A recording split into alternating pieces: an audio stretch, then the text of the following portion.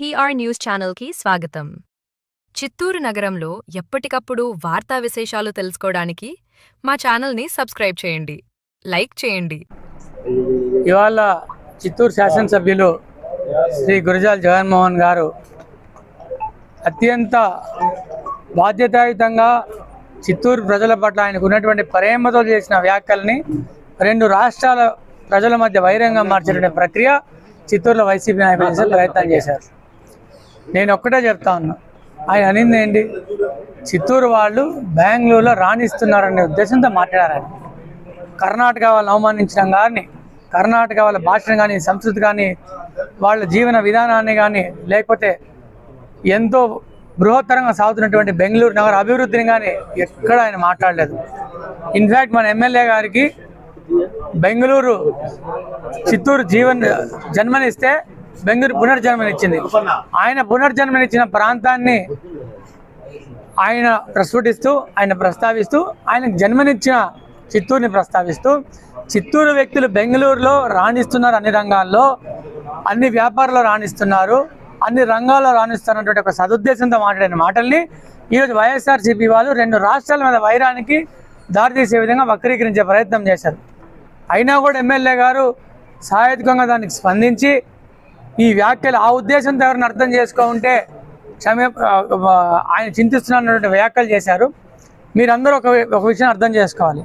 MLA గారు బెంగళూరుకి వెళ్ళి ఒక మంచి వ్యాపారవేత్తగా ఎదిగి ఒక ఉన్నతమైన స్థానానికి వెళ్ళి ఆయనకు పునర్జన్మనిచ్చినటువంటి బెంగళూరులో బృహత్తరంగా ఎదిగి ఆ ఎదుగుదలకు తోడ్పాడైనటువంటి జన్మనిచ్చిన చిత్తూరుని మర్చిపోకుండా 25 సంవత్సరాలు కష్టపడిన తర్వాత అక్కడి నుంచి వచ్చి తను జన్మనిచ్చిన ఊరికి ఏదైనా చేయాలనేటువంటి సదుద్దేశంతో ఆ సంకల్పంతో ఇక్కడికి వచ్చి మాట్లాడితే ఆ వ్యాఖ్యలను వక్రీకరిస్తున్నారు. దీనంతటికీ కారణం ఒకటే, చిత్తూరులో పొద్దు నుంచి సాయంత్రం దాకా ఎవరైనా వ్యక్తి ఒక పొద్దున 10 నుంచి సాయంత్రం 5 వరకు తిరిగితే ఎమ్మెల్యే గారు 10 సార్లు ఎదురవుతారు. ఏదో ఒక ఓపెనింగ్, ఒక రోడ్డు ప్రక్రియలో, ఒక అభివృద్ధి, ఏదో చోట ఎదురవుతారు.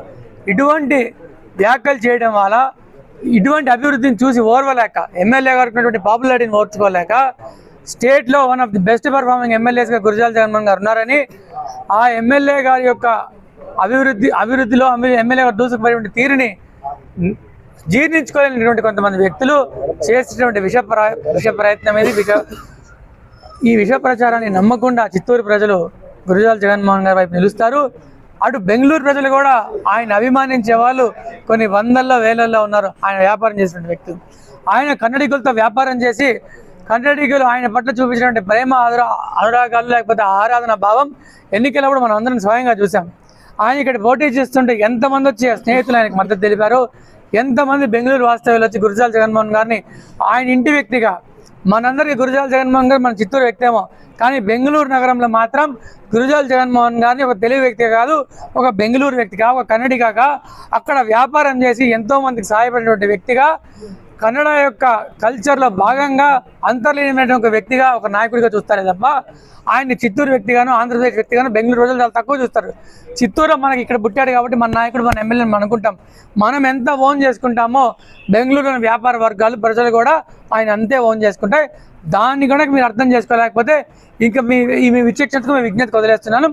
ఎమ్మెల్యే గారు చెప్పినటువంటి వ్యాఖ్యల్లో అంతరార్థం ఏంటంటే చిత్తూరు ప్రజలు ఎక్కడున్నా కూడా రాణిస్తారని అంతరార్థం. దాన్ని అర్థం చేసుకోవాల్సిన కోరుకుంటున్నాను. Thank you.